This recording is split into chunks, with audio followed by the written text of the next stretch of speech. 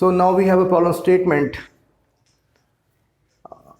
Example 4.1, a straight wire of mass 200 gram.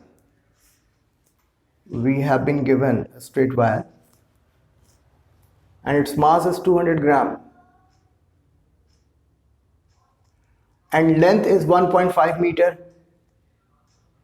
carries a current of 2 ampere. I की value यहाँ पर 2 ampere है. It is suspended in mid-air by a uniform horizontal magnetic field. यानी कि magnetic field एक horizontal magnetic field है यहाँ पे और इसका इम्पैक्ट कुछ ऐसा है कि ये मिड एयर में सस्पेंडेड है, लटका पड़ा हुआ है.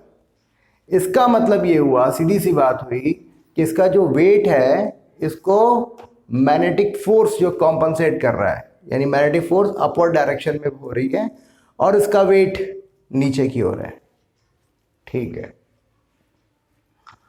What is the magnitude of magnetic field? और हमें मैग्नेटिक फील्ड का मैग्नीट्यूड फाइंड आउट करना है.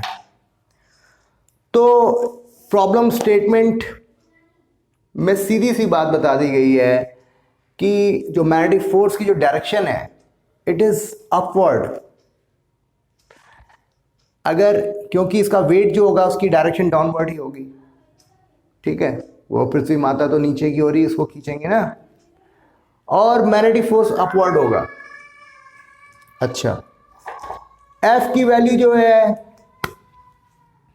F की वैल्यू क्या होगी, मैग्नेटिक फोर्स की वैल्यू क्या होगी, I L cross B sine theta. ये जो मैग्नेटिक फील्ड है वो परपेंडिकुलर है, हॉरिजॉन्टल मैग्नेटिक फील्ड है. ठीक है, जो डायग्राम में बताया गया हुआ है. तो इसका मतलब ये हुआ कि 90 डिग्री होगा, तो F comes out to be ILB, which is equivalent to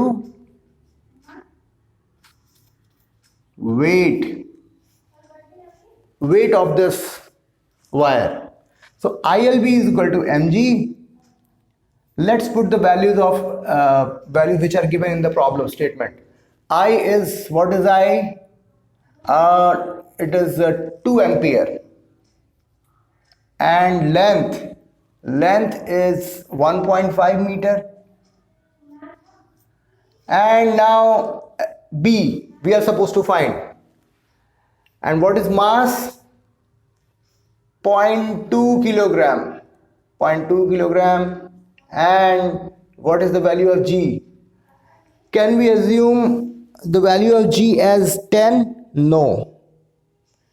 जब तक ना कहा जाए तब तक आप इसकी वैल्यू आप 10 नहीं एज्यूम कर सकते. तो 9.8.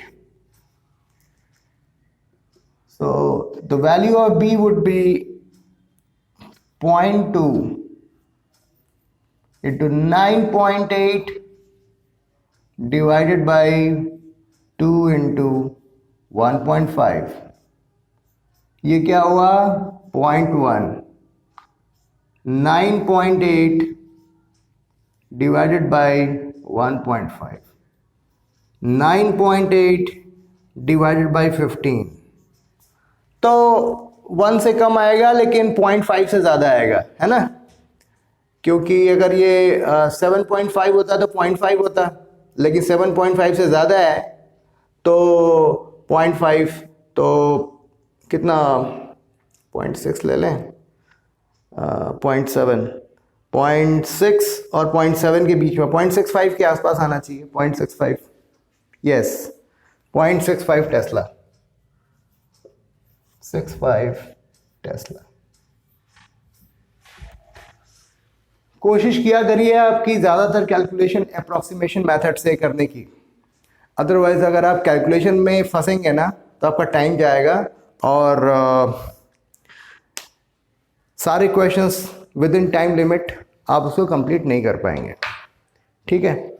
So this was all about this problem statement 4.1. I hope आपको एक्सप्लेनेशन समझ में आया होगा। Thank you.